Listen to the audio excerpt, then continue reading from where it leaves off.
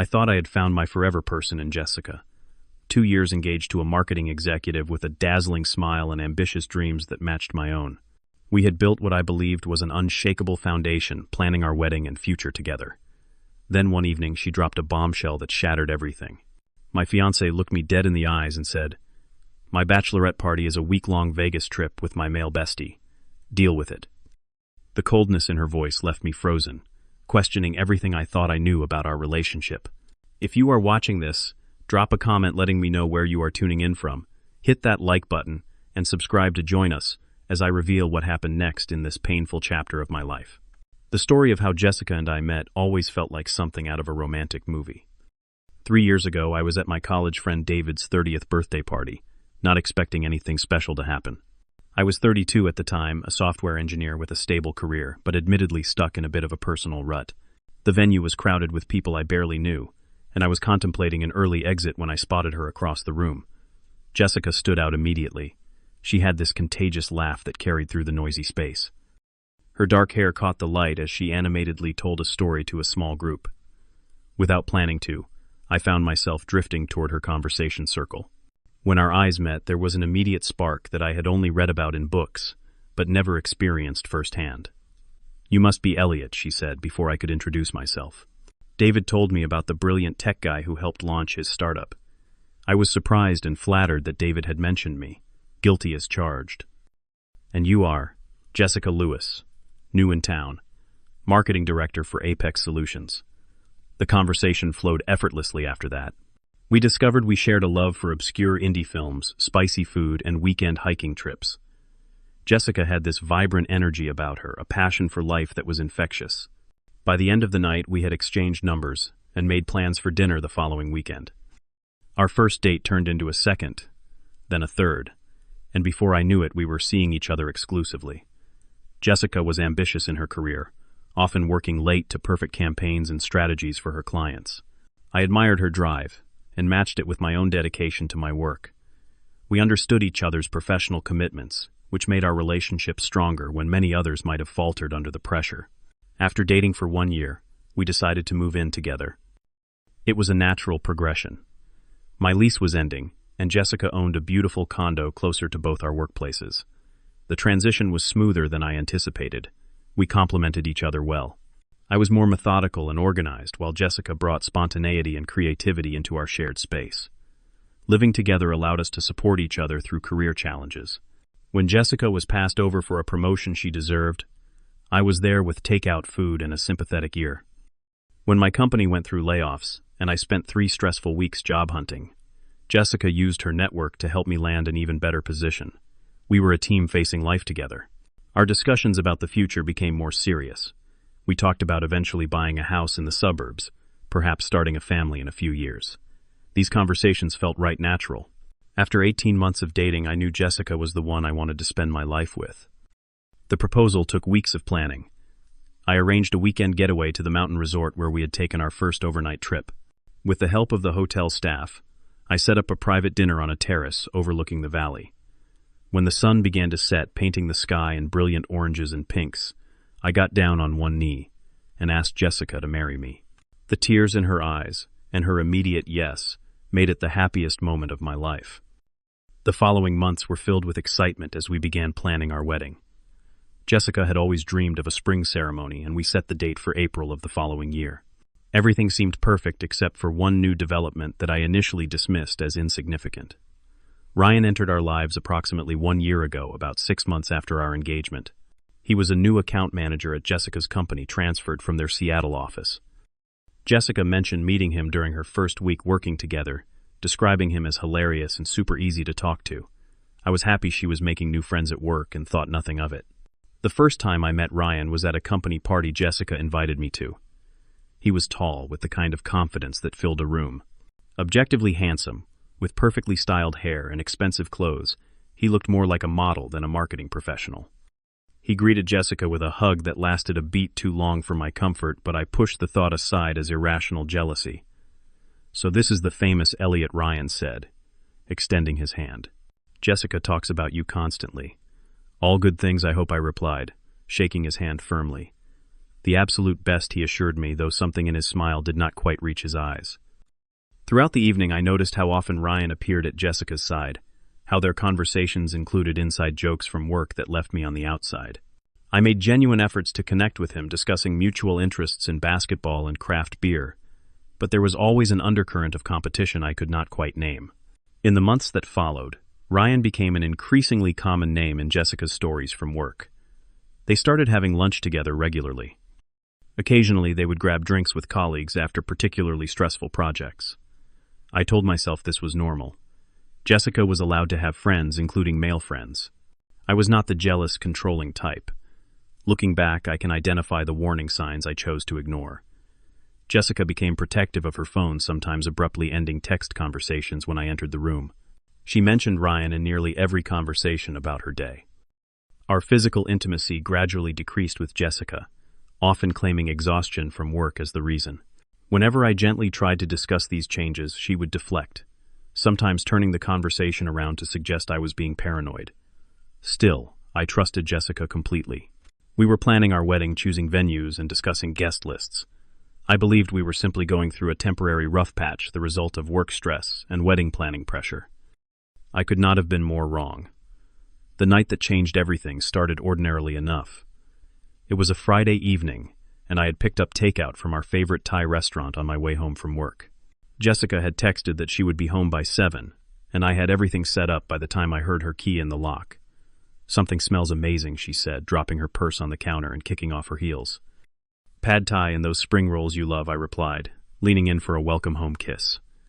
She turned slightly so my lips landed on her cheek instead of her mouth. Another small moment that should have registered as concerning. We settled at the dining table and I asked about her day. Jessica launched into a story about a difficult client meeting, and I noticed how animated she became when mentioning Ryan's clever solution to a marketing problem. As we finished eating, she casually dropped the bombshell. So about my bachelorette party, she began refilling her wine glass. "Alicia, Samantha, and I have been planning something special." "That sounds fun," I replied genuinely, happy she was excited about wedding festivities. "Where are you thinking of going?" "A spa weekend." Jessica took a large sip of wine before continuing. "Actually, we are doing a week in Vegas. 7 days of shows, pools, and clubs. It is going to be epic." I paused, setting down my fork. "A week? That is quite long for a bachelorette party, is not it? Most people do a weekend." Jessica shrugged. "Go big or go home, right? We have been saving vacation days specifically for this." "Who all is going?" I asked, feeling a strange knot forming in my stomach. "Alicia, Samantha, Tiffany from accounting, and Ryan." The name hit me like a physical blow. "Ryan, your male bestie from work is going to your bachelorette party." Jessica's expression hardened slightly. "Yes, he is practically one of the girls anyway. He has amazing club connections in Vegas and knows all the best spots." I took a deep breath, trying to process this information calmly. "Jess, I'm not comfortable with that arrangement. A week in Vegas with a single guy who clearly has a thing for you. A thing for me." She laughed dismissively. "You are being ridiculous. Ryan and I are just friends. He is like a brother to me." "Brothers do not look at their sisters the way Ryan looks at you," I countered.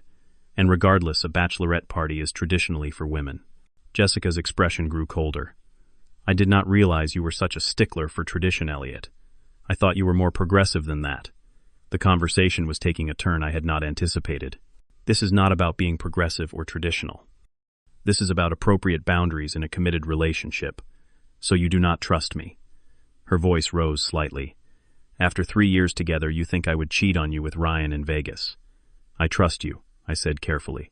"But a week is a long time. Alcohol will be involved, and I am not convinced Ryan respects our relationship." Jessica pushed her plate away angrily. "You are being controlling. Ryan is my friend. He has been incredibly supportive during all the wedding planning stress, unlike you who is always buried in work." The accusation stung. I had taken time off specifically for venue visits and cake tastings. I had created spreadsheets to track our budget and guest list. Her characterization was completely unfair. "Jessica, can we at least discuss a compromise? Maybe a shorter trip, or perhaps Ryan could join for just part of it." She stood up abruptly, her chair scraping against the floor. "There is nothing to discuss.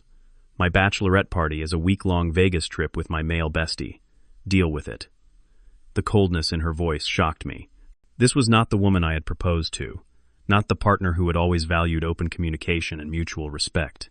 I sat in stunned silence as she grabbed her phone and stormed into the bedroom, closing the door firmly behind her. That night, Jessica slept with her back to me, and I lay awake for hours replaying the conversation and wondering how we had reached this impasse.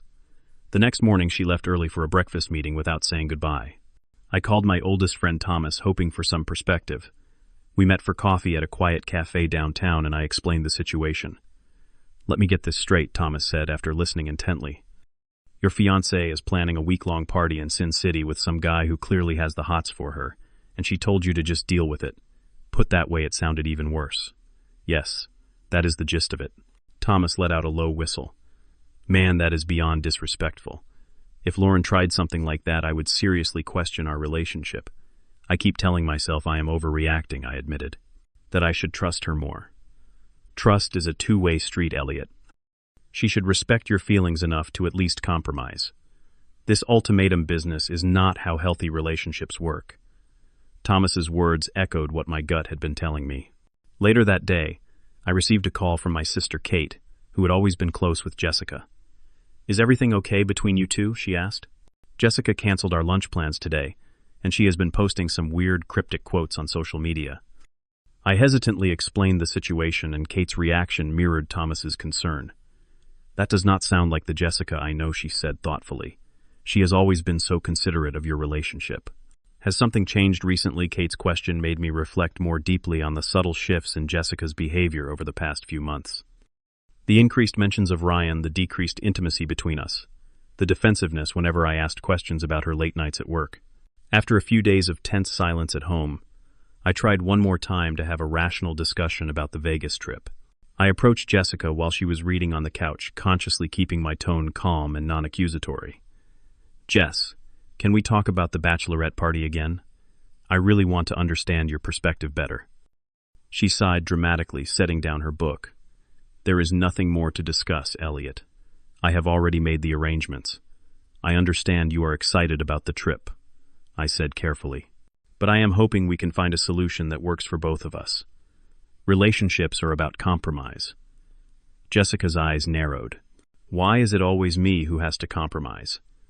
You never had a problem with my male friends before." "This is different," I explained.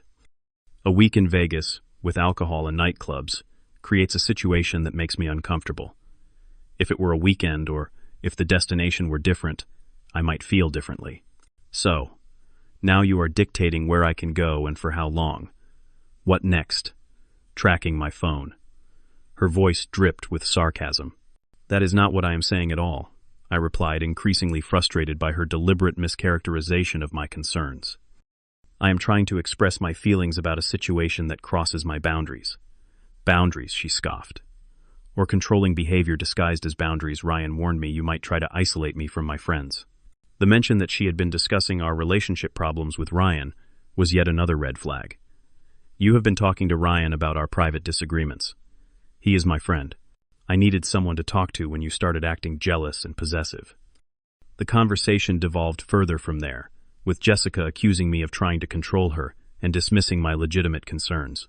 She eventually grabbed her purse and left the apartment, texting later that she was staying at Alicia's place to get some space. As I sat alone in our apartment that night, a sinking feeling grew in my stomach. This was more than just a disagreement about a bachelorette party. Something fundamental had shifted in our relationship, and I was beginning to suspect that Ryan was at the center of it. After a nearly sleepless night, I woke up with clarity I had not felt in weeks. Jessica had made her position abundantly clear, and fighting about it was only pushing her further away. A new approach was needed, one that might reveal the truth about her relationship with Ryan. When Jessica returned to the apartment the following evening, she seemed prepared for another argument. Instead, I surprised her with a calm smile. "I have been thinking about the Vegas trip," I said casually. "You are right. I was being overprotective. If this is what you want for your bachelorette party, you should go and have fun." Jessica blinked, clearly thrown by my sudden change in attitude. "Really? You are okay with it now?" "Have fun," I said simply. "We all deserve to celebrate before the wedding." For a brief moment, I caught a flicker of something in Jessica's eyes. Disappointment, confusion. But it passed quickly, replaced by a smile that did not quite reach her eyes. "I am glad you came around," she said, reaching for her phone. I need to text the girls that everything is on. And Ryan, I thought silently, though I maintained my neutral expression. With the conflict apparently resolved, Jessica became almost giddy, talking excitedly about the shows they planned to see and the hotel where they had booked rooms. I nodded and smiled, asking appropriate questions while my mind worked on the next phase of my plan.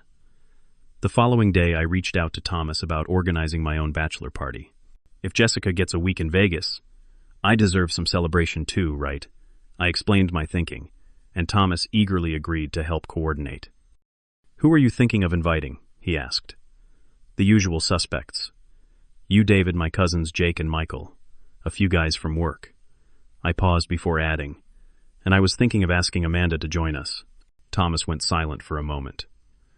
Amanda, your ex from college, the one who works in event planning now. That is the one I confirmed.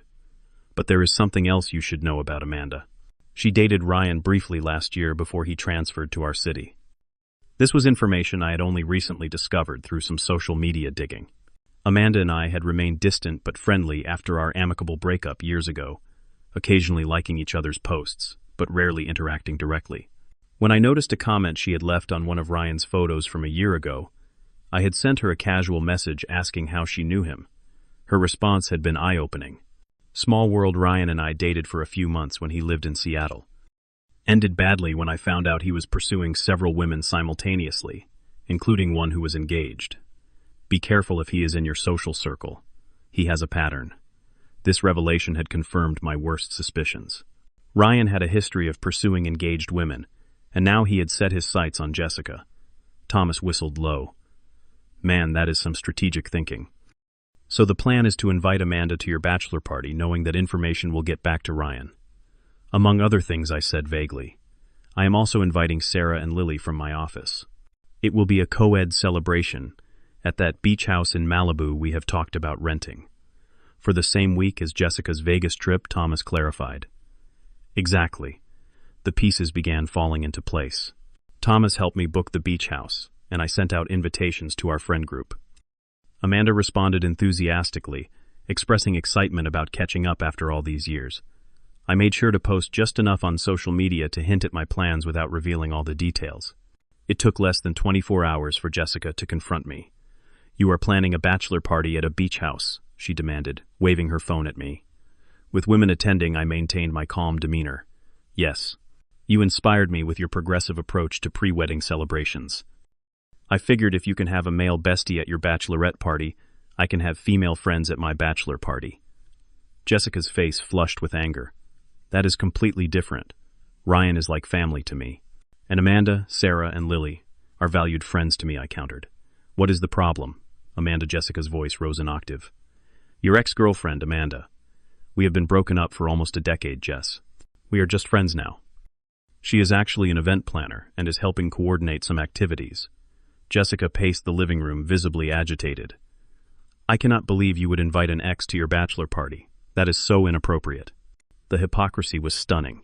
More inappropriate than spending a week in Vegas hotel rooms with a man who clearly has romantic interest in you.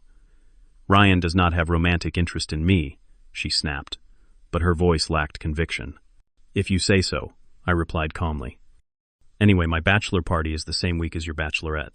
I figured that would be most convenient for wedding planning purposes. Jessica's phone buzzed incessantly as we spoke, and I could see Ryan's name flashing on her screen. She grabbed the phone and stepped onto the balcony, closing the door behind her. Through the glass, I could see her gesticulating angrily during what appeared to be an intense conversation. When she returned, her demeanor had changed completely. She sat beside me on the couch, placing a hand on my knee. Elliot, I have been thinking. Maybe a week in Vegas is excessive. We could do a weekend instead, and possibly choose a different destination like a spa resort. The sudden reversal was telling. What about Ryan and his amazing Vegas connections? I asked innocently. The girls and I have been talking, and we think a more relaxed women-only event might be better after all. She squeezed my knee. And maybe you could reconsider your guest list too. A guys-only trip might be more traditional. I pretended to consider her suggestion. I will think about it. But Amanda has already arranged some great activities for us. It would be a shame to change plans now. Jessica's smile tightened. Just think about it, okay? For me, that night Jessica left her phone unlocked when she went to take a shower. I had never invaded her privacy before, but given the circumstances, I felt justified in taking a quick look. What I found confirmed everything I had suspected. A series of texts between Jessica and Ryan told the damning story. Ryan, did you talk to Elliot about the Vegas trip, Jessica? Yes, and he completely freaked out like you said he would. Ryan, perfect. This controlling behavior shows his true colors. You deserve better. Jessica, I feel bad. He seemed really hurt. Ryan, trust me, this is for the best. Vegas will give us time to figure out if what we are feeling is real. The most recent messages were even more revealing. Ryan Amanda is going to his bachelor party. Did you know they dated Jessica what no when Ryan? Before I moved here. She is trouble. She spread lies about me after we broke up. Jessica. What kind of lies, Ryan? It does not matter. You need to shut this down now. Get him to cancel. Jessica, I will try. I suggested we both modify our plans. Ryan, no. Your bachelorette party is fine. He is the one crossing lines by inviting an ex. I quietly replaced the phone exactly where Jessica had left it, my heart pounding with a mixture of pain and vindication. When she returned from the shower, I pretended to be engrossed in a work email, giving no indication of what I had discovered. The next morning, I received a text from Amanda. Ryan reached out to me. Sent a long message trying to convince me not to attend your party. Claimed you and Jessica are having problems and my presence would make things worse. Thought you should know. I thanked her for the information and assured her she was still welcome if she felt comfortable attending. She replied that she had no intention of letting Ryan dictate her choices. Later that day, Jessica came home earlier than usual, her expression serious. We need to talk. About I asked, though I knew exactly what was coming. I think we should both cancel our trips. Focus on the wedding instead. She sat across from me at the kitchen island. We have been fighting so much lately. Maybe these separate vacations are not the best idea right now. I studied her face carefully. Did Ryan suggest that Jessica flinched visibly? Why would you bring up Ryan? Because he contacted Amanda yesterday trying to convince her not to come to my bachelor party. Jessica's eyes widened. He was just trying to help. Help whom, Jessica? Us, or himself? I took a deep breath. I saw your text with him. The color drained from her face. You went through my phone. How could you invade my privacy like that? How could you plan to explore romantic feelings for another man during what was supposed to be your bachelorette party? I countered. The trip, the arguments, the ultimatums. It was all a setup, was not it? A way to test the waters with Ryan without technically cheating. Jessica's eyes filled with tears. It is not what you think. Then what is it? Because from where I am sitting, it looks like you and Ryan have been carrying on an emotional affair, and the Vegas trip was just the next step. Her silence was confirmation enough. After a long moment, she spoke, her voice barely above a whisper. I did not mean for any of this to happen. Ryan and I got close working on the Denver project. He understood the pressure I was under. One late night at the office, we talked for hours and something just clicked. So you developed feelings for him, I stated flatly. Jessica nodded miserably. But I never acted on them physically, I swear. I was confused. The wedding plans, the pressure of making such a permanent commitment. I started wondering if what I felt for Ryan meant I was not ready to marry you. And the Vegas trip. It was Ryan's idea, she admitted. A chance to spend time together away from everything, to see if what we felt was real or just a workplace infatuation. The final piece clicked into place. And when he found out Amanda would be at my bachelor party, he panicked because he knew she could expose his history of pursuing engaged women. Jessica looked up sharply. What are you talking about? Ryan has a pattern, Jess. He did the same thing in Seattle. Amanda was not the only one who confirmed it. This was a slight exaggeration, but I needed Jessica to understand the full picture. He targets women in committed relationships. The thrill of the chase, the ego boost of winning someone who is already taken. Jessica's expression shifted from confusion to dawning horror as the reality of her situation became clear. She had been manipulated by someone she trusted, led to jeopardize a relationship with someone who truly loved her. I am so sorry, she whispered, reaching for my hand. I pulled away gently. I am too, but I think we both know what needs to happen now. The following weeks were a blur of painful decisions and difficult conversations, canceling wedding arrangements, returning gifts, explaining to confused friends and disappointed family members. Jessica moved out of our shared apartment, taking only her personal belongings and leaving behind the furniture we had chosen together. The engagement ring I had selected so carefully, saving for months to afford the perfect diamond, now sat in a drawer in my bedside table. I could not bring myself to sell it yet, though I knew eventually I would need to let go of that final physical reminder of what we had once planned to build together. Ryan predictably disappeared from Jessica's life once the drama erupted. According to mutual friends, he requested a transfer back to the Seattle office, citing personal reasons. Jessica learned the hardest way possible that his interest had never been genuine, just as Amanda had warned. In those first days after the breakup, the pain was nearly unbearable. I questioned everything. Had there been signs earlier that I missed? Could I have done something differently to prevent Jessica from seeking emotional connection elsewhere? Was I somehow at fault for not recognizing the threat Ryan posed from the beginning? My friends rallied around me in ways I will forever be grateful for. Thomas insisted I stay with him and his wife for a few weeks, refusing to let me wallow alone in an apartment filled with memories. My sister Kate called daily sometimes just to sit in virtual silence with me on the phone when words were too difficult to find. The bachelor party trip was canceled, but Amanda and I did meet for coffee. She shared more details about her experience with Ryan, helping me understand that what happened with Jessica was part of a calculated pattern, not a reflection on me or my worth as a partner. He is incredibly skilled at identifying small cracks in relationships and exploiting them, she explained. That does not mean the relationship was doomed or that you did anything wrong. It just means you encountered a particularly manipulative person. Her words provided some comfort, though the healing process remained challenging. I sought professional help, finding a therapist who specialized in relationship trauma. Dr. Marshall helped me process my feelings of betrayal without falling into bitterness or allowing this experience to poison future relationships. What happened to you was a profound betrayal, she explained during one session. But it does not define you, and it does not have to define your understanding of love and partnership moving forward. Gradually, I established new routines and rebuilt my independence. I found an apartment in a different neighborhood somewhere without memories of Jessica around every corner. I reconnected with old friends I had somewhat neglected during my relationship and strengthened bonds with colleagues who had become important sources of support. Work became a healthy focus for my energy. I threw myself into challenging projects, earning recognition from management, and eventually a promotion I might have otherwise been too comfortable to pursue. The increased responsibilities kept my mind engaged and gave me a sense of growth during a time when my personal life felt stagnant. Amanda and I developed a genuine friendship with absolutely no romantic undertones. She introduced me to her circle of friends, expanding my social network and providing opportunities to practice trusting people again in low-pressure settings. We occasionally joked about how Ryan had inadvertently brought positive people into each other's lives, finding a silver lining in the painful experience we shared. I also discovered new interests and hobbies that were entirely my own. I joined a rock climbing gym, finding satisfaction in the physical challenge and mental focus required. I took a cooking class, learning to prepare meals more complex than the bachelor basics I had relied on before meeting Jessica.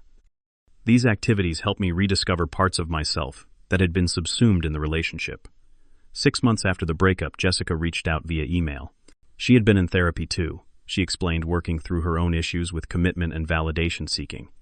She asked if we could meet for closure, and after careful consideration and discussion with Dr. Marshall, I agreed. We met at a neutral coffee shop downtown. Jessica looked different somehow. Less polished, more authentic. She had cut her hair shorter and dressed more casually than the carefully curated style she had maintained during our relationship. "Thank you for meeting me," she began. "I know I do not deserve your time. Everyone deserves a chance to be heard," I replied, surprising myself with the lack of anger in my voice. Jessica explained how her relationship with Ryan had imploded spectacularly when she discovered he was simultaneously pursuing a marketing intern at their company. "Everything you and Amanda said about him was true. He never cared about me. I was just a challenge, a prize to win." She apologized sincerely for the pain she had caused, taking full responsibility for her choices. "I let my insecurities and fears about commitment lead me to sabotage the best relationship I ever had. I will regret that for the rest of my life." I thanked her for the apology, finding that it did help provide some closure. "I hope you find healing and happiness, Jessica." "I truly do." As we parted ways, I felt a weight lifting.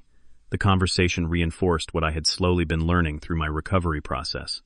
What happened was not about my inadequacy as a partner, but about choices Jessica made and manipulations Ryan enacted. I could acknowledge the pain without letting it define me. Now, a year after what should have been our wedding day, I can look back with perspective rather than pain. I am grateful that I discovered the truth before making a lifetime commitment to someone who was not ready to make that same commitment to me. I am stronger for having survived the experience, more attuned to my own needs and boundaries. I learned that red flags should never be ignored no matter how much you love someone. I learned that trust is precious and should be extended carefully to those who earn it. Most importantly, I learned that self-respect must be non-negotiable in any relationship. Today, I am open to the possibility of love again, though I am in no rush to find it. I am building a life that feels fulfilling and complete on its own terms. If someone comes along who enhances that life, who demonstrates through consistent actions that they are trustworthy and committed, I will welcome that connection. But I will never again compromise my boundaries or ignore my instincts to preserve a relationship. The most valuable lesson from this painful chapter was learning to trust myself. The inner voice that whispered concerns about Ryan from the beginning was trying to protect me, and I should have listened sooner. Now that voice guides me daily, helping me navigate both relationships and life decisions with greater wisdom and self-assurance. So, what would you have done in my situation? Would you have confronted the emotional affair directly, or taken the approach I did to uncover the truth? Have you ever had to set a difficult boundary with someone you loved? Share your thoughts in the comments below. And if this story resonated with you, please like and subscribe for more real-life experiences. Remember to hit the notification bell so you never miss a new upload. Thank you for listening to my story, and remember that sometimes what feels like an ending is actually making space for a better beginning.